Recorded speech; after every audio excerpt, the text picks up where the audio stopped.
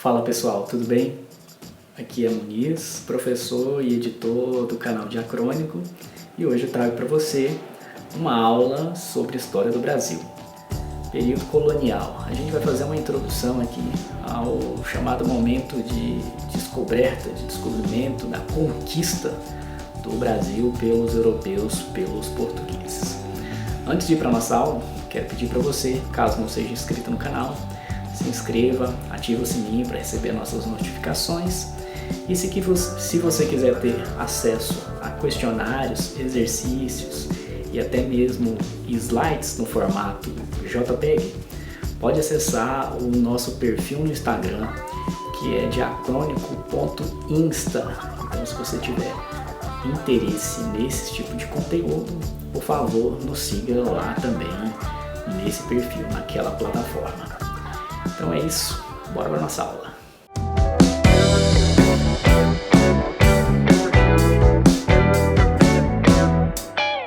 Antes de começarmos, é necessário dizer que essa aula aqui é uma aula introdutória. A gente vai fazer uma espécie de revisão do início da história do Brasil e eu coloquei como título da conquista a ocupação portuguesa, porque é justamente o período que antecede o estabelecimento das chamadas capitanias hereditárias. Pensando nisso, então, bora para a nossa apresentação. Claro, essa aula aqui é para nível médio e do ensino fundamental. A primeira coisa a gente considerar é que a expansão marítima, ela tem a ver com a conquista, com a descoberta das terras que depois a gente vai chamar de Brasil. Por que ela tem a ver? Porque faz parte do mesmo processo, né? Expansão marítima seria esse movimento dos países europeus tentando expandir as suas áreas de exploração, tentando expandir os seus mercados, os seus comércios, e ela está situada aqui na passagem da Idade Média para a Idade Moderna. Ela vai ter a ver aqui, principalmente, com o século XII, que é um momento aqui que a Europa vai descobrir algumas técnicas de desenvolvimento do solo, de desenvolvimento de áreas que antes não eram desenvolvidas, exploradas economicamente no contexto do feudalismo. Então, por exemplo, florestas vão ser derrubadas para você aumentar a produção, mesmo caso também de pântanos. Isso tem a ver também com o aumento demográfico da população europeia. É claro que isso aqui não vai ser um processo contínuo, sem nenhum problema, né, retilíneo. Não, a gente vai ter também ali momentos de travamento, se assim podemos dizer. Como, por exemplo, né, a peste negra, essa longa epidemia que a gente vai ter na Europa, mais ou menos no ano 350, mais ou menos nessa década. Então, claro, isso também vai fazer parte deste mesmo processo. Mas interessa saber que a Europa ela precisava expandir as suas áreas de exploração pelo aumento demográfico, pelas disputas que existia naquele período, principalmente dentro da nobreza. Então a expansão marítima ela faz parte, digamos assim, de todo esse processo e, obviamente, o chamado Novo Mundo, as Américas, que vão ser conquistadas, que vão ser achadas nesse período, e o Brasil se insere aqui também nesse processo. Beleza? Então, o segundo aspecto, né, que a gente pode considerar é que Portugal, diante dessa exploração marítima, já havia chegado a outras terras, a outros lugares para exploração econômica. Então, a gente vai ter, por exemplo, algumas dessas ilhas do Atlântico aqui. A Ilha de Madeira, a Ilha dos Açores, a Ilha de Cabo Verde, São Tomé. Todas essas são ilhas que vão ser exploradas por Portugal, vão ser chegadas de navio, obviamente, porque são ilhas, estão no meio do Oceano Atlântico.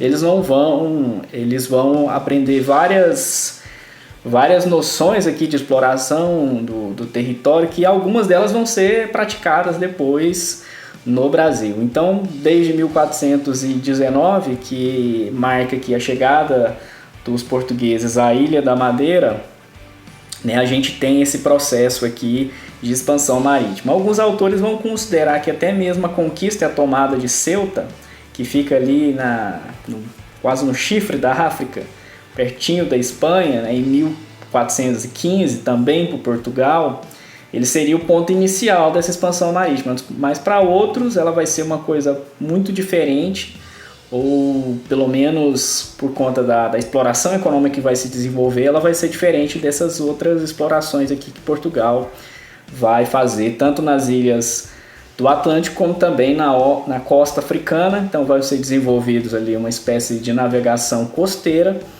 e vai haver também exploração e a criação de feitorias, de entrepostos portugueses para guardar produtos, para guardar determinadas riquezas negociáveis com esses reinos africanos.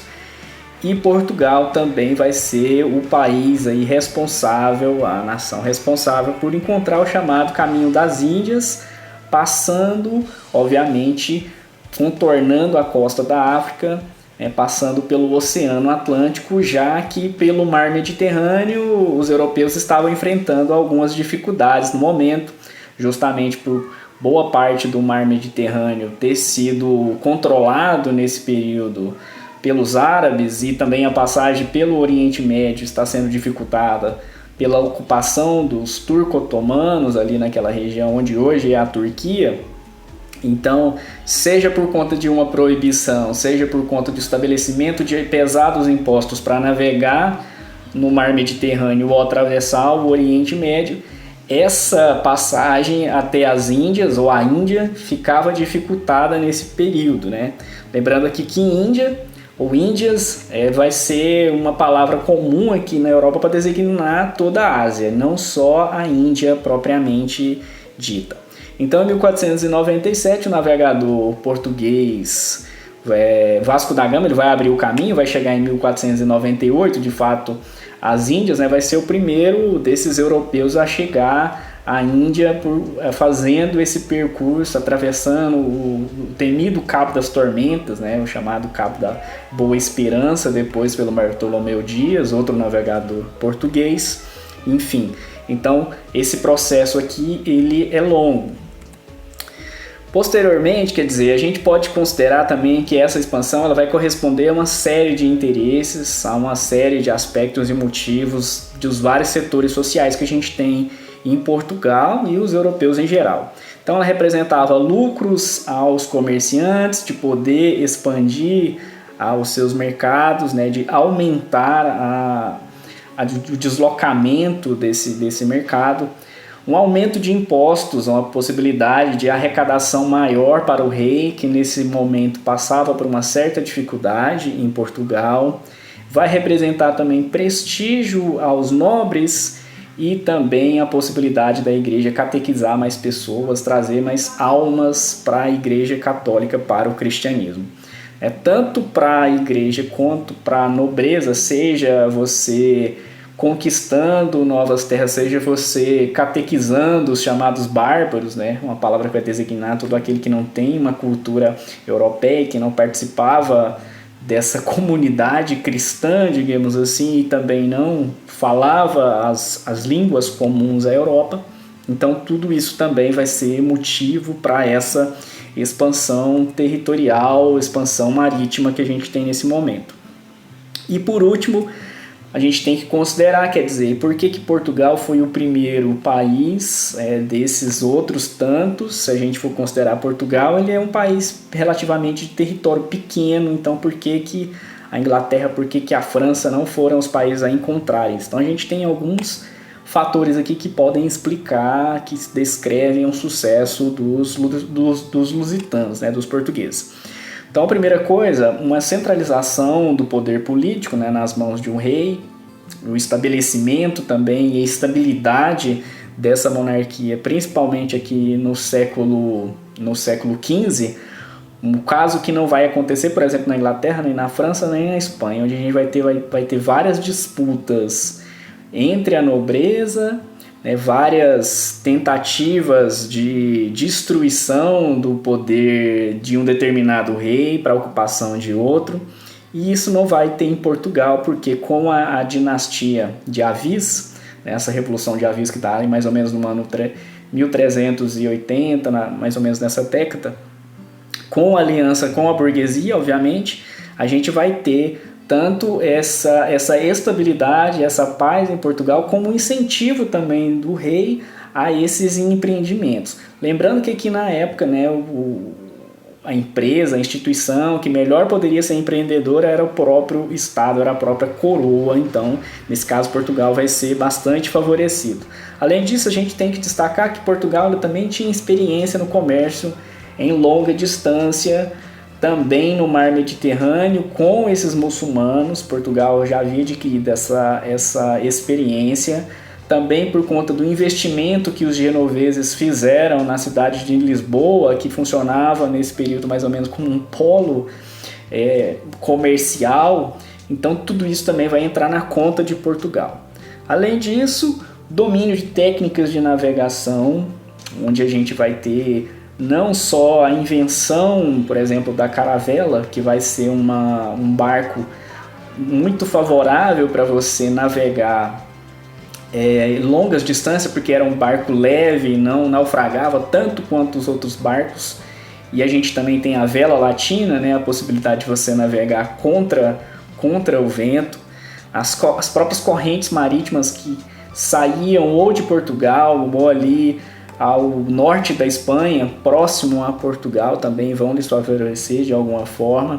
A introdução, o desenvolvimento de instrumentos de navegação como a bússola, o astrolábio e o quadrante, que não eram propriamente invenções portuguesas, né? Algumas delas vieram do mundo árabe, mas acabaram sendo apropriadas pelos portugueses e utilizadas nessas navegações.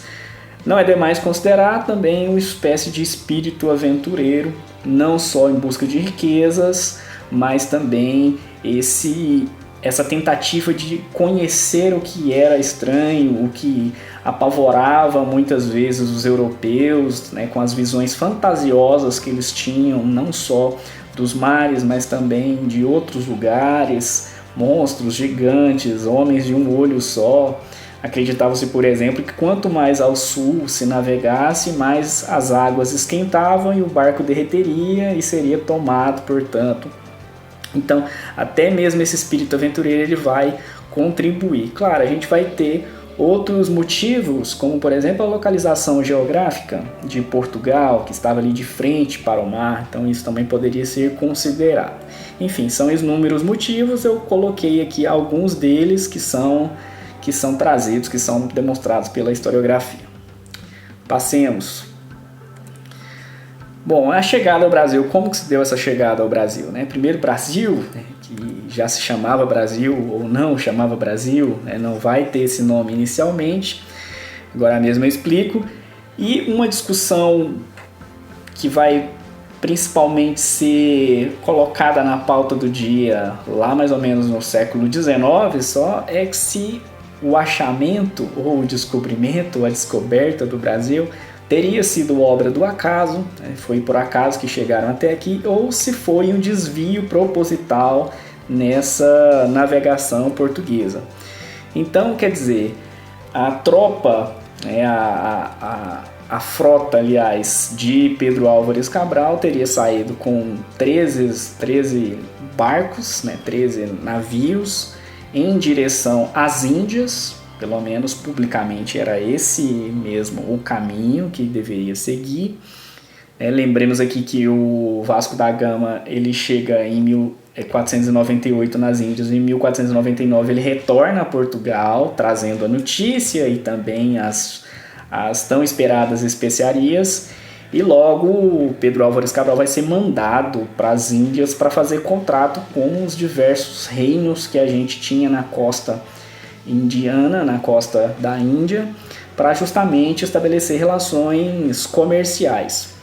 Então a primeira tese ela vai dizer que esses 13 navios liderados por esse fidalgo, né, o Pedro Álvares Cabral, ele vai se desviar das Índias por conta das correntes marítimas, né, por conta de problemas na navegação, ele vai acabar chegando ali onde hoje é a Bahia. Então essa é uma das teses principais. Já a segunda tese, né, ela vai dizer que, na verdade, Pedro Álvares Cabral ele cumpria uma missão secreta para encontrar terras ou que os portugueses e os europeus já sabiam da sua existência ou que pelo menos imaginavam. Então a gente vai ter boatos de que teriam chegado outros navegadores europeus aqui, ou mesmo portugueses, e essa tese ela se baseia principalmente no fato do Tratado das Tordesilhas, que é um tratado assinado entre Portugal e Espanha para dividir as áreas de exploração do Novo Mundo em leste e oeste, né? São as duas coroas, as duas monarquias mais apoiadas pela Igreja Católica aqui nesse período. Então, esse Tratado das Tordesilhas, que teria sido assinado em 1494, ele vai estabelecer que todas as terras conferidas a Portugal, né, estariam a 370 léguas a oeste da ilha de Cabo Verde, e o rei Dom Manuel teria uma insistência nessas negociações com a Espanha, e essa insistência dele, ela teria um fundo, né, que era essa certeza de que para cá a gente já tinha terras exploráveis. Lembremos também que o Cristóvão Colombo, navegador genovês, mas que estava a serviço da Espanha, já havia encontrado as terras da América, ali do Caribe, no ano de 1492. Então a gente já tinha pelo menos um certo imaginário cada vez mais alimentado de que por aqui poderiam ter terras. Enfim, e a terceira tese, né, digamos assim, não só o fato de que quando o Cabral e sua frota chegou, né, já haviam inúmeras populações aqui, inúmeras nações com diferentes culturas, línguas, hábitos diferentes, que para os europeus e para nós hoje ocidentais pode ser tudo uma coisa só, mas a gente tem que considerar essas diferenças aqui dos povos indígenas. Enfim, que, digamos assim, quando eles chegaram, quer dizer, não foi todo aquele alvoroço que se fez quando chegou nas Índias, né? Então, até mesmo a questão do povoamento aqui inicial não foi sequer considerado essa tentativa de povoar. É só no momento posterior que vai haver essa necessidade de povoar o território. Então, olha só, para terminar nesse slidezinho aqui, a gente tem o nome do Brasil, né? No primeiro momento foi se chamado de Ilha de Veracruz, depois considerou-se que não era uma ilha, viu que tinha muito mais terras, depois passou a se chamar Terra de Santa Cruz, Terra dos Papagaios e várias outras designações vulgares que circulavam na Europa. E depois, por conta da exploração do pau-brasil, né, dessa madeira que a gente vai ter em grande abundância na Mata Atlântica, vai passar-se a chamar esse lugar de Brasil, e que também tinha a ver com uma lenda medieval ligada a São Brandão, né, um santo que teria encontrado uma ilha que se chamava Brasil, e esse nome ele vai acabar se consolidando. Em 1514 a gente já tem praticamente alguns mapas, né, de historiadores já estabelecendo ali mais ou menos o território, mas chamando o lugar de Brasil, e assim vai ficar. E a questão dos indígenas, né? Essa palavra, esse termo, de onde vem? Então, no primeiro momento, né, por conta do próprio Colombo também, quando chegou ao Caribe e às Américas, ele ter confundido ou acreditar que era possível você navegar no sentido ocidental, no sentido oeste, e você chegar até as Índias, essa viagem do Colombo tem a ver com isso. Ele vai chamar os habitantes da América de índio, por conta dessa comparação, dessa palavra. Mas, obviamente, ela tem um fundo de preconceito, porque, como eu disse, são culturas diferentes, línguas diferentes, costumes distintos. Então, quer dizer, ele também é fruto de um etnocentrismo, chamar tudo de índio. E depois a palavra indígena se impôs, porque indígena significa aquele que é do lugar, aquele que é da terra, né, do nativo propriamente. Índio, ele tem ainda uma carga tanto de preconceito como de redução à homogeneidade de todos esses povos. Os indígenas também vão ser chamados de negros da terra, principalmente nesse momento de escravização dos indígenas, por conta não só da exploração do pau-brasil, mas também até mesmo do início aqui dos primórdios da lavoura de cana-de-açúcar. Enfim, qual é a quantidade de indígenas, de indivíduos indígenas nesse período? A gente não tem essa estimativa, obviamente, não existia censo naquela época. Quer dizer, as pessoas não iam batendo de oca em oca para saber quantos indígenas habitavam em cada dessas ocas. Seria até impossível, porque muitos ficavam incontactados, mais no interior das terras.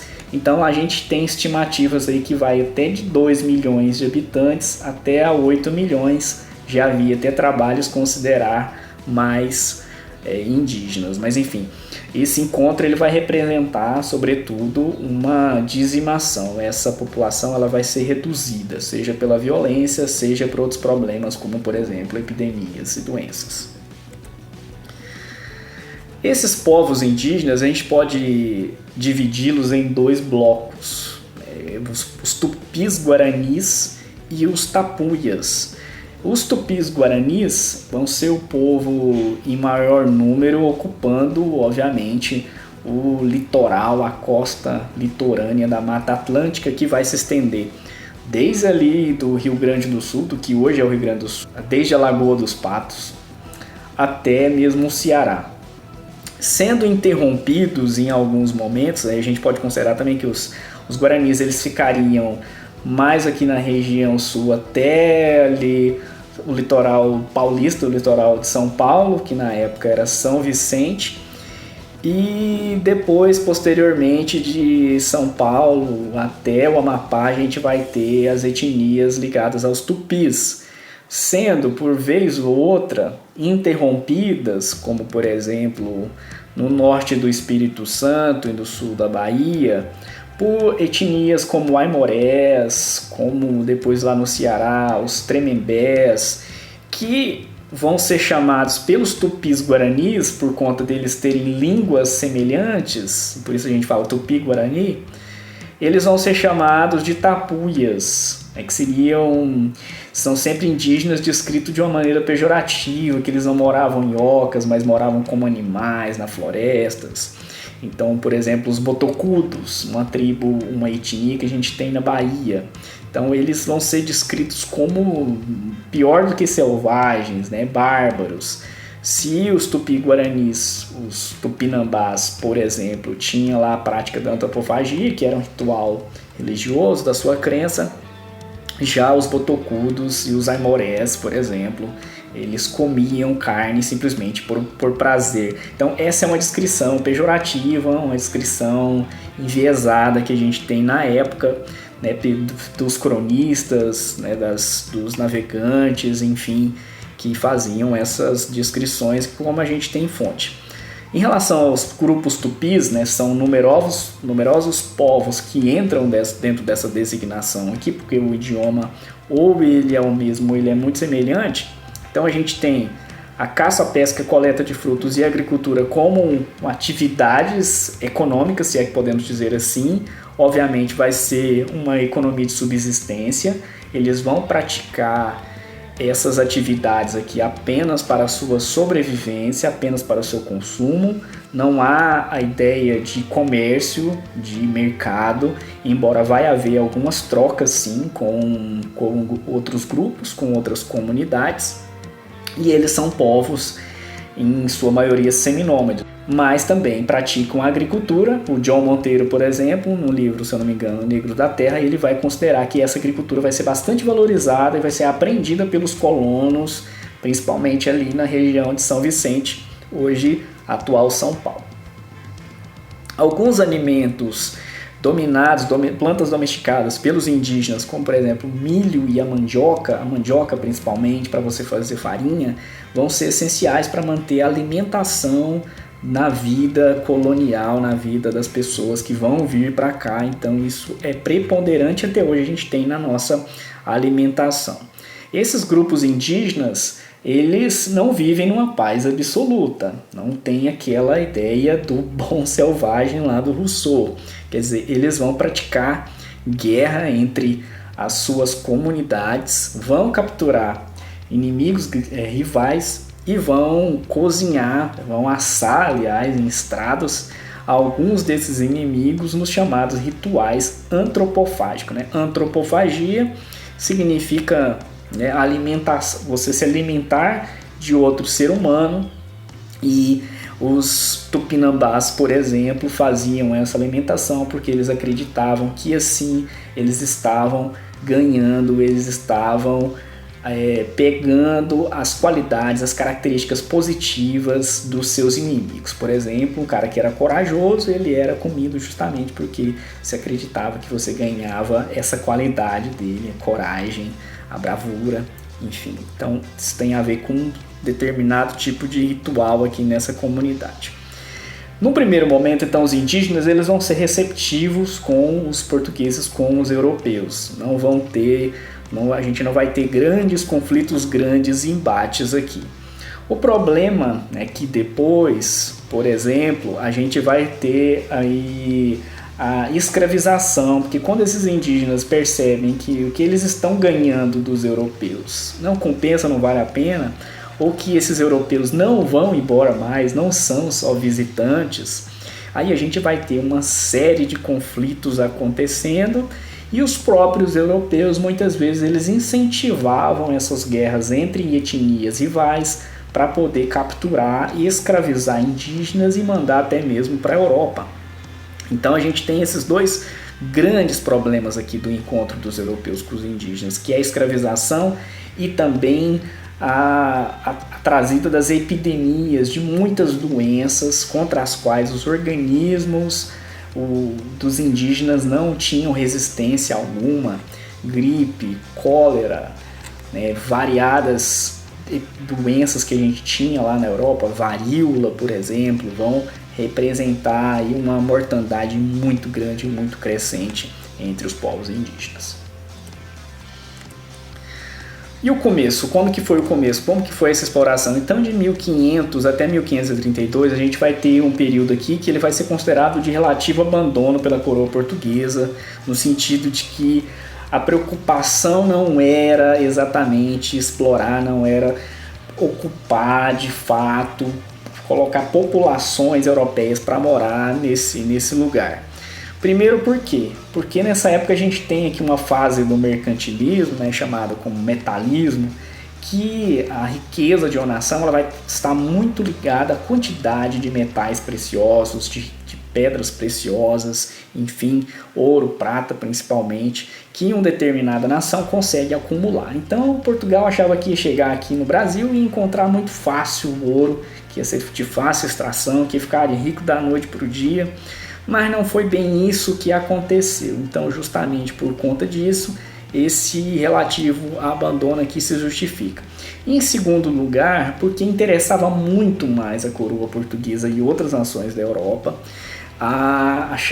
o chamado comércio das especiarias. E essas especiarias elas eram encontradas sobretudo no Oriente, na Ásia, nas chamadas Índias. Então eles vão buscar esse temperinho que é canela, noz moscada, açafrão, pimenta, uma série desses temperos que tem de fato a ver com as mudanças dos hábitos alimentares dos europeus, dos ocidentais, justamente porque a gente não tem aqui, obviamente, um jeito de conservar as carnes.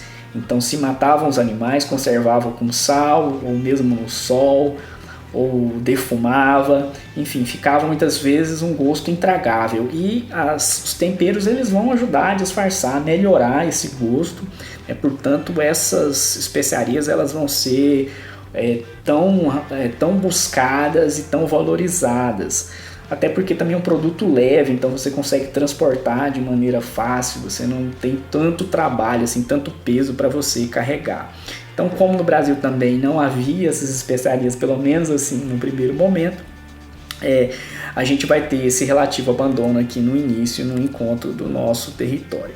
Então, qual que vai ser a primeira atividade econômica principal que a gente vai ter aqui nesse momento? Lembrando, né, que o próprio nome do país, ele vem dessa árvore, dessa exploração. Então, o Brasil, ele é enxergado nesse momento como principalmente um lugar para você explorar economicamente. Então, talvez isso tenha sido também um problema, uma colônia de exploração econômica. Então, o nome do nosso país, ele tem a ver com um produto, né? Ele tem a ver com essa ideia de extração de riquezas. Então, vai ser o chamado pau-brasil, que é essa madeira aqui que a gente vai encontrar ela dentro da Mata Atlântica, né? E essa vai ser a primeira atividade econômica, então, desenvolvida pelos europeus, que vão, numa espécie aqui de contrato, de negociação com os indígenas, começar essa exploração. E para que servia o pau-brasil? Ele servia não só para a fabricação de móveis, mas principalmente para o tingimento de roupas. Então a gente tem aqui uma espécie de líquido de tinta que sai dessa madeira avermelhada, né? Vermelha. Então esse negócio da nossa bandeira não será vermelha, ela tinha tudo para ser vermelha se ela fosse remeter a essa árvore, né? Quer dizer, Brasil de brasa, desse vermelho, desse tom aí que é bastante forte. Então temos aqui a arvorezinha do pau-brasil e quais que são as características da exploração dessa atividade. A primeira característica que vale a pena ressaltar é porque Portugal, a metrópole que explorava a colônia juridicamente, ela possuía um monopólio sobre a exploração, sobre o comércio do pau-brasil e, quando muito, ela fazia arrendamentos para quem fosse interessado em explorar essa madeira, obviamente pagando aí a sua fatia de imposto significativa para a coroa. Então esse controle, esse monopólio, a gente vai chamá-lo de estanco. E não confundir estanco com escambo. Escambo é a troca, é a negociação entre europeus e indígenas. Os europeus muitas vezes entregavam aí machados, facas, martelos, principalmente de ferro, panelas também de ferro, que interessavam muito os indígenas que não dominavam a metodologia. Os seus machados eles eram de pedra, as principais armas que eles utilizavam, cacetetes, facas, elas eram de pedra. Então isso era bastante valorizado pelos indígenas, que em troca eles entravam na mata, fazia a derrubada das árvores e levavam as árvores até os navios europeus. Aí os europeus acharam ótimo isso aqui, porque muitas coisinhas, muitas quinquilharias, muitos bagulhos eram repassados em troca dessa árvore. A gente vai ter, obviamente, o início da nossa devastação da Mata Atlântica, porque vai fornecer madeira em grande quantidade. Então, num determinado momento, vai ter escassez do pau-brasil no litoral, aí vai ter que entrar cada vez mais para o interior para extrair, não vai ser interessante do ponto de vista econômico, então por isso. Mas a gente deve considerar que a Mata Atlântica ela fica no litoral do Oceano Atlântico, né? Não fica, como o nosso ministro lá acredita, na Amazônia. Então esse bioma, né, ele justamente tem esse nome por conta dele ficar ali na costa do Oceano Atlântico. Vão ser construídas muitas feitorias, né? Como, por exemplo, havia lá as feitorias na costa africana, dos entrepostos, né? O que são essas feitorias? Elas vão ser armazéns para guardar os produtos locais, não só a madeira do pau-brasil, mas os caras também pegavam papagaios, pegavam macacos, outras plantas, tudo para levar para a Europa e vender lá. Então essas feitorias elas funcionavam para você guardar esses produtos contra a pirataria, contra invasores de outras nações, né? O invasor do invasor. E como se deu a ocupação, então, portanto, e a colonização? E a gente vai ter aqui, por conta de alguns motivos, de alguns fatores, essa ocupação. No primeiro momento, Portugal vai começar a ser bastante assediado por outras nações europeias. Primeiro, ele tinha um medo danado da Espanha, por conta do Tratado das Tordesilhas. A Espanha estava muito próximo, já tinha conquistado ali a região da América, né? Então, quer dizer, da América do outro lado. Então havia esse medo, e também por conta das tentativas de ocupação dos franceses. Por exemplo, os franceses vão tentar um projeto de colonização do Brasil, a chamada França Antártica, ali onde hoje é a Baía da Guanabara, na ilha de Villegaignon. Então, até por isso também os portugueses, para de fato se precaver desse problema aqui, para garantir a posse, também pareceu-se, né, tornou-se necessária a ocupação, de fato, a colonização, a trazida de colonos para cá. Além disso, também se descobriu, né, a Espanha tinha encontrado ouro, tinha encontrado prata, né, em grande quantidade do outro lado do continente. Então se imaginou, bom, se ali do outro lado tem, então aqui também tem. Então essa ideia do metalismo, ela vai alimentar também a ocupação. Por último, o comércio com as especiarias passou a ficar caro, passou a ficar bastante disputado com outras nações nesse momento, aumento de impostos ali. Então, essa decadência também das especiarias vai favorecer a ocupação e a colonização de fato das terras hoje chamadas do Brasil.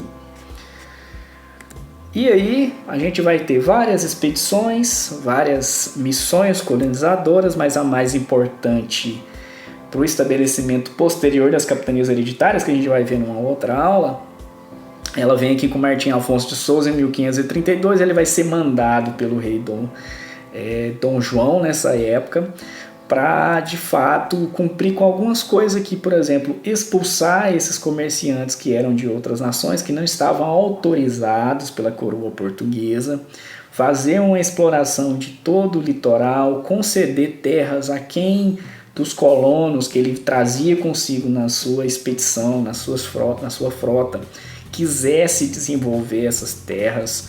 E o próprio rei Dom João, dizem, boatos isso, junto com seu irmão Pero Lopes, ele vai ter consigo, das mãos do próprio rei, algumas mudas de cana-de-açúcar, e esse vai ser o nosso principal produto econômico aqui por muito tempo, porque a cana-de-açúcar ela já tinha sido desenvolvida em algumas ilhas do Atlântico, como por exemplo de Cabo Verde, teve bastante sucesso. Então Portugal já sabia que isso lhe daria bastante lucros por açúcar ser um produto bastante também valorizado na Europa, e que tem a ver também com esses hábitos europeus nesse período. A bibliografia que eu utilizei aqui para poder montar esses slides, então foi alguns textos dessa obra aqui organizada pelo Sérgio Buarque de Holanda, na História da Civilização Brasileira, esse primeiro tomo, Época Colonial, o livro paradidático do Boris Fausto, História do Brasil, que embora ele seja de 1995, ele é bastante completo, e também o livro da Laima Mesgraves, a historiadora portuguesa que dava aula no Brasil, História do Brasil Colônia, pela Contexto. Esse é uma obra mais recente. Agora, para finalizar, vamos resolver uma questão do Enem que fala sobre esse período, que fala sobre esse momento aqui da nossa história. Então são dois textos, vamos ler os textos e tentar resolver essa questão. Então o texto 1 diz o seguinte: documentos do século XVI algumas vezes se referem aos habitantes indígenas como os Brasis ou gente Brasília, e ocasionalmente, no século XVII, o termo brasileiro era a eles aplicado. Mas as referências ao status econômico e jurídico desses eram muito mais populares. Assim, os termos negros da terra ou negro da terra e índios eram utilizados com mais frequências do que qualquer outro. O texto do Schwartz, dentro do livro do Mota, Viagem Completa à Experiência Brasileira.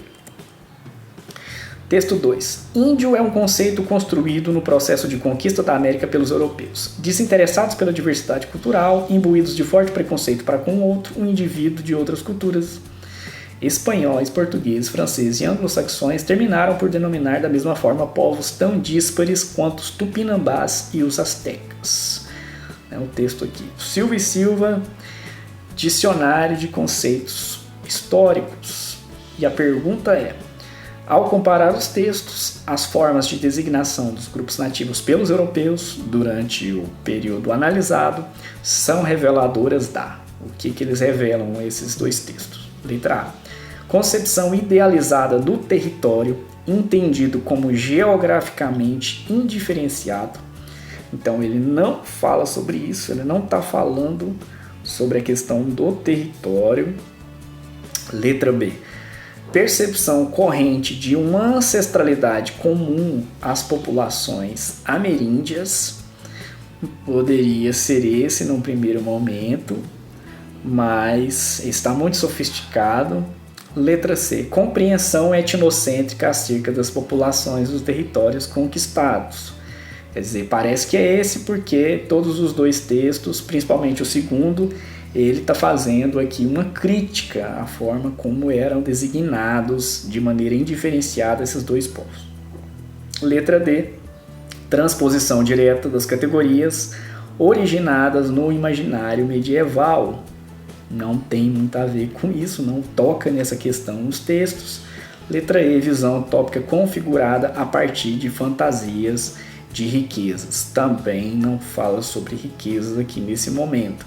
Então poderia ser a letra B ou a letra C, mas por conta dessa sugestão crítica do preconceito que a gente tem, principalmente ligados aqui ao texto 2, então a alternativa correta é a letra C. Então é isso, gente. Quer dizer, a gente finaliza aqui a nossa aula. Se você não é inscrito ainda no canal, se inscreva, nós vamos fazer uma revisão completa de todos os conteúdos que mais aparecem em História, Sociologia e Filosofia na prova do Enem. Temos também um Instagram, um perfil no Instagram, que eu vou deixar aqui para vocês também, que vocês viram nos outros slides, que é @diacronico.insta, que lá a gente vai ter outros materiais, inclusive lá também vai ter questionários, vai ter quizzes. Se vocês tiverem interesse, sigam lá esse perfil. Todo o material que a gente trabalhou aqui, esses slides, eu vou disponibilizá-los para vocês aqui na descrição do vídeo, para vocês poderem baixar tanto no formato PowerPoint, como também no formato PDF ou JPEG, formato de foto. Então fique à vontade para baixar, aproveitar e mandar para os seus amigos, para os seus colegas. É isso, gente. Então valeu e até a próxima.